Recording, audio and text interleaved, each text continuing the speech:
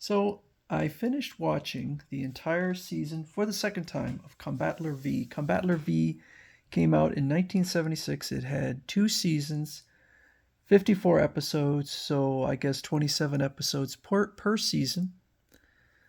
This is the first part of the Robot Romance trilogy, and I don't know why it's called the Robot Romance trilogy. And this is my my Combattler V Bandai Solo Chogokin figure. So this is about 6.5 inches tall. Really nice figure. A lot of weight, plastic and die cast. So, Combattler V. I had just before this watched the first two seasons. It was Mazinger and Great Mazinger, or Mazinger Z and Great Mazinger, kind of in celebration of the 50th anniversary. So since this came out in 1976, we have not yet reached the 50th anniversary. So maybe I watched this prematurely. But my memory was that it was superior to Mazinger Z and Great Mazinger, and I will say I think some of the changes are improvements. I like the fact that it's a 5 character team rather than just Koji Kabuto and I can't remember the girl's name. The nice thing about this is the woman on this team. They're all young. They're probably all teenagers, or I don't even think they're early 20s. She is a co-equal part. She is not just a punching bag. Each one of the 5 pilots a vehicle, and they combine into Combattler V. And so there's the other 3 members there. They're fighting against a group called the Campbell Empire, which is attacking Earth. One of the problems I think with Mazinger Z and Great Mazinger was it was always just constant attacks on their base, whereas this one feels more like kind of a worldwide attack, which makes sense. The biggest problem I would say with the series is kind of the problem with a lot of these series from the time, which is that it just gets in they have to have a mecha a week. Every episode has to have a mecha. And so I think the problem is that the episodes are probably about 20, 21, 22 minutes. You have the fight with the mecha, you have scenes with the villains, you have scenes such as the Combattler V doing his special moves, which are repeated every single episode. You have the transformation. You have them launching, and again, those are all in every single episode.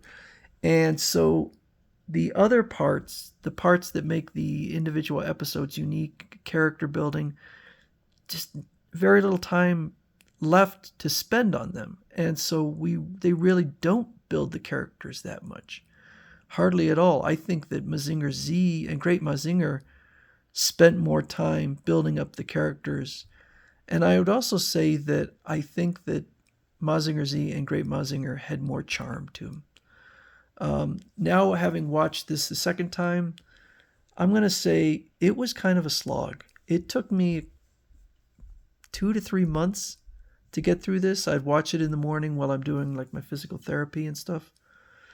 And a lot of the episodes I just kind of would lose interest. It's not that I wasn't trying to pay attention, but I felt like as I'm working out, I just kind of zone out. And I would remember, say, the basic concept of the episode, but I just really wasn't paying that close attention because there was no continuity, no evolution of the characters, not much of anything. So would I recommend it? I mean, I pretty much buy any of these series from that era. And this one is, I think the Robot Romance trilogy is considered one of the better. But my memory of Combattler V was better than what it was watching it again. Watching it again, I was like, I think Mazinger Z and Great Mazinger are better. I do. Even though I think this series fixes some problems, there was also a very strange Deus Ex Machina ending where they had basically lost, and then a new force came in at the very last moment and solved all their problems. And it was like, that's an interesting ending. That's a little weird. So, the series I'm working on now, that I've actually been working on for quite a while, is Gatchaman. And that series I do highly recommend. The original Gatchaman, Gatchaman 2, and Gatchaman Fighter. The series that comes after this, that I will eventually switch to, is Voltus V. The second part of the, and then the third is my Blu-rays upstairs. It's the Tosho Daimos, which is the third part of the trilogy. And then at the end of this month, in just a little over a week, I have the last two remaining TV Lupin specials that I've never watched, and the Mazinkaiser